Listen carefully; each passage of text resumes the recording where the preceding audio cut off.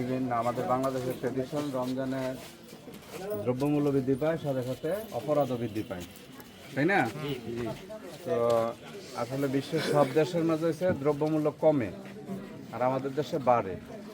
আর বিশ্বের সব দেশে মনে করে যে রমজান মানে হচ্ছে শয়তান বন্দি থাকে, অপরাধ বন্ধ হয়। আর আমাদের দেশে মনে হয় যে বিশ্বের সব শয়তান মনে হয় বাংলাদেশে চালান করে দেয়, ঠিক আছে? তখন দেখা যায় যে আমাদের দ্রব্যমূল্যও বাড়ে, অপরাধও বাড়ে।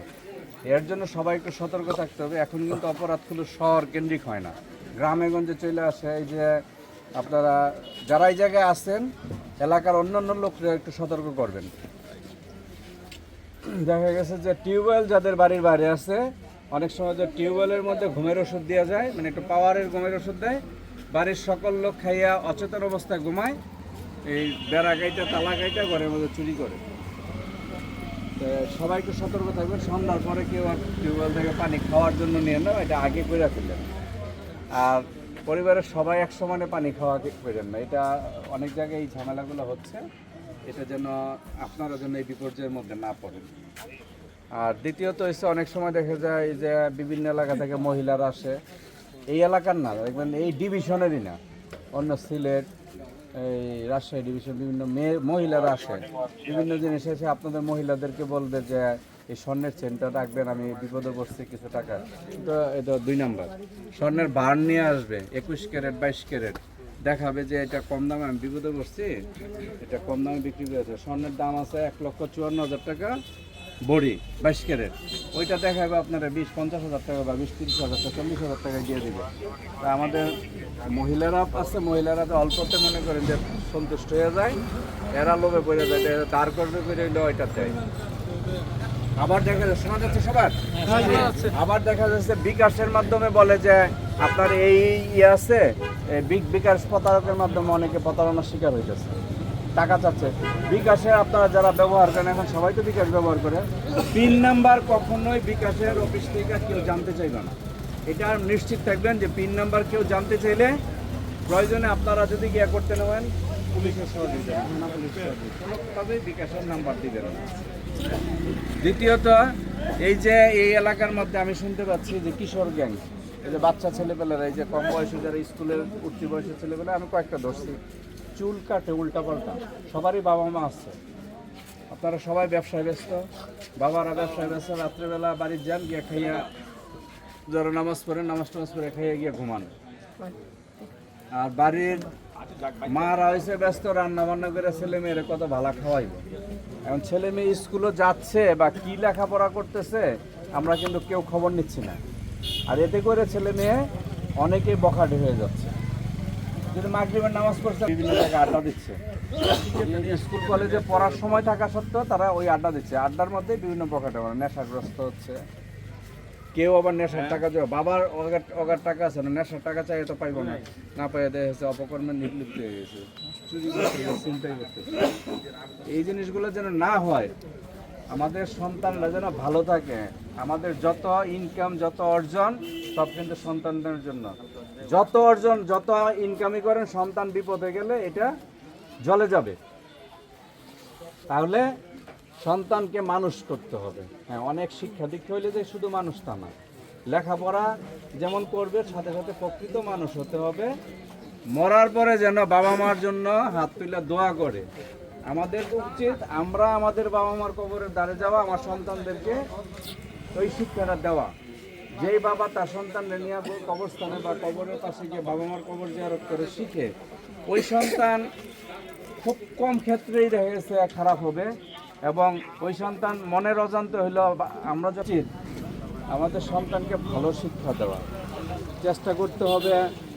ফজর নামাজের সময় উঠে সাথে নিয়ে নামাজ পড়া, বিভিন্ন এই ধর্মীয় শিক্ষাটা থাকতে হবে। সবচেয়ে বড় কথা আমাদের এই যে সন্ধ্যার পরে যেন কোনোভাবে সন্তানরা বাইরে না থাকে। আমি অনেক এলাকায়, আপনাদের এলাকায় আমি কিন্তু ঘুরি রাত্রেবেলা, আমি 3-4টা পর্যন্ত প্রত্যেক বিভিন্ন এলাকায় ঘুরি। এটা আপনারা জানেন, আপনারা আরামে ঘুমান। হ্যাঁ, তো আমি অনেক সময় দেখা যায় 11টা-12টার দিকে এসে দোকানপাটের মধ্যে বা দোকান বন্ধ হয়ে গেছে, চায়ের দোকানে আমি এমন পাইছি 5-7 জন ছেলে আড্ডা দিচ্ছে উঠতি বয়সে। জিজ্ঞাসা করলাম কী করো, কেউ বলে 10-এ পড়ে, কেউ 9-এ। এই গত ইয়ার সময় যে টেস্ট পরীক্ষার 2 দিন পরে টেস্ট পরীক্ষা হয়, বৈশা দোকানে আড্ডা দিচ্ছে। চায়ের দোকান হলো, চা খোলা থাকলে যে একটু চা খেতে আসছি বলা যেত। তার মানে কি 2 দিন পরে তার টেস্ট পরীক্ষা, সে চায়ের দোকানে আড্ডা দিচ্ছে। আমরা বাবা মা ঘুমাচ্ছি। এই ছেলে যে কোনো কাজ করতে পারবে না? অনেক একটার সময় দেখা যায় গান বাজনা করতেছে, ছেলে আটকা জিজ্ঞাসা করছি। আর এটার ফল ভোগ করতে হবে। কী ফল ভোগ করে এটাও বলি, আমি এই থানায় 5 মাস চলে জিনিসপত্র চুরি করে নিয়ে যায়। আপনারা কি চান যে আপনাদের সন্তানরা এরকম হোক? তাহলে সময় থাকতে সচেতন হন। সময় হারায়া ওই থানায় গিয়ে বলবেন, পুলিশের কাছে কান্নাকাটি করবেন, লাভ হবে না। তা ওই সময় সন্তান জেলে যাবে, জেল থেকে আসবে, জেলে যাবে, আসবে, ভালো হতেও পারে, নাও হতে পারে। তাহলে আপনি যদি আপনার একটা সন্তানকে দেখে রাখতে না পারেন, আমরা পুলিশ আছি কালিহাতী থানার মাঝে 60 জন পুলিশ আছে। 60 জন পুলিশে 5 থেকে 6 লক্ষ লোকের, ধরেন এই উঠতি বয়সের ছেলে পেলে আছে, এর মাঝে 2.5 থেকে 3 লক্ষ, তাই না? এই এত সন্তানদের দেখে রাখা সম্ভব না, সম্ভব তাইলে সহযোগিতাটা আপনাদের প্রত্যেকের পরিবার থেকে আসছে। এই যে যারা যুবক আছে, ইয়াং আছো, তোমাদের উদ্দেশ্যে বলতেছি, ইয়াংরা ভালো কিছু করতে পারে, ভালো কিছু করলে সমাজ ভালো হয়ে যাবে, পরিবার ভালো হয়ে যাবে। যদি যারা অনেকে নেশা পানি করে, নেশা থেকে দূরে থাকতে হবে। নেশা করলে নিজেই ক্ষতিগ্রস্ত হবে। প্রথম নেশা করে ক্ষতিগ্রস্ত। আপনাদের গ্রাম লেভেলে এটা দেখা যায় কম, শহরে গেলে দেখবেন হিরোইন খাইতে খাইতে শরীর শেষ, ডাস্টবিনের ময়লা খাবো, ঠিক না?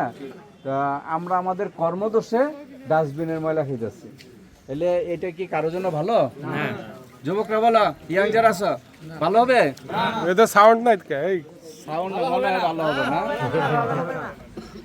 ভুলেও নেশা কোনো টেস্ট করা অপরাধ বেড়ে যায়। রোজা আসলে ইয়া হলে চুরি বা ইয়াতে শিখতে গেছে ভালোই মোটামুটি। আপনারা ঘুমাইতে পারলে আমরা কষ্ট করছি আপনাদের জন্য। তবে আসলে এই হেফাজতের মালিক আল্লাহ, আমরা চেষ্টা করি আর যেন বড় সড়ো কোনো ঘটনা না ঘটে। আর বিশেষ করে মহাসড়কে অনেক ঘটনা ঘটে, প্রতি রাত্রে ওইদিকে কাটাইতে। এটা তো দোয়া করবেন যেন আল্লাহ যেন পুরা কালিহাতীবাসী যেন ভালো থাকে আর কি, দোয়া করবেন। আসসালামু আলাইকুম। বুঝতে পারছেন সাড়ে কটা কথা বুঝতে পারছেন? হ্যাঁ, কত সুন্দর কথা বলছে। এই রোজা আসতেছে, ওই যে বিভিন্ন প্রতারক পার্টি আপনাদেরকে আলঠাবে, ফোনে রাতে ফোন দিবে, ওই বিকাশের পিন নাম্বার চাবে, তারপরে ব্যাংকের সামনে যে দাঁড়িয়ে থাকবে প্রতারক পার্টি, পকেট মারার জন্য, মারার জন্য। ব্যাংক ট্যাঙ্ক সাবধান, এই যে শিল্প এলাকা আপনাদের, এই কালিহাতের জন্যই আপনাদের এই এলাকাটা শিল্প এলাকা, তাই না? সবাই যার যার টাকা পয়সা আছে খুব সাবধানে রাখবেন, ঠিক আছে? ধন্যবাদ। হ্যাঁ, ঠিক আছে হুজুর। স্যারের কথাগুলো কেমন লাগলো? হ্যাঁ, ভালো লাগছে না? যুক্তিসঙ্গত কথা, এবং এটা আপনাদের সবার উপকারের সাথে স্যারের কথাগুলো বলছে। আপনার এক কান থেকে, আপনাদের কান থেকে আমরা মনে করি এখানে যে কয়জন আছে আরো 100 জনের কানে চলে যাবে, ঠিক আছে? এই সতর্কবাণীটা রোজা আসতেছে, রোজার মধ্যে প্রয়োজনে মসজিদে আপনারা যে কেউ বলেন, মসজিদ কমিটির লোক থাকলে বলবেন যেন এলাকার লোক সচেতন হলে অপরাধ হবে না। আমরা পুলিশ যতই রাত্র জায়গায় থাকি, অপরাধ বন্ধ হবে না যদি এলাকার মানুষ সচেতন না হয়।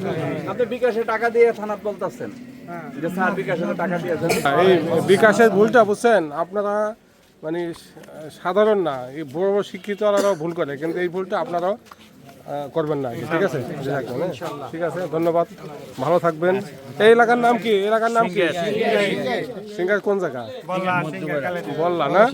ঠিক আছে, ধন্যবাদ বল্লার সিঙ্গার বাসীদেরকে। ভালো থাকবেন সবাই। আমরা মাঝে মাঝে আপনাদের কাছে আসবো। ঠিক আছে।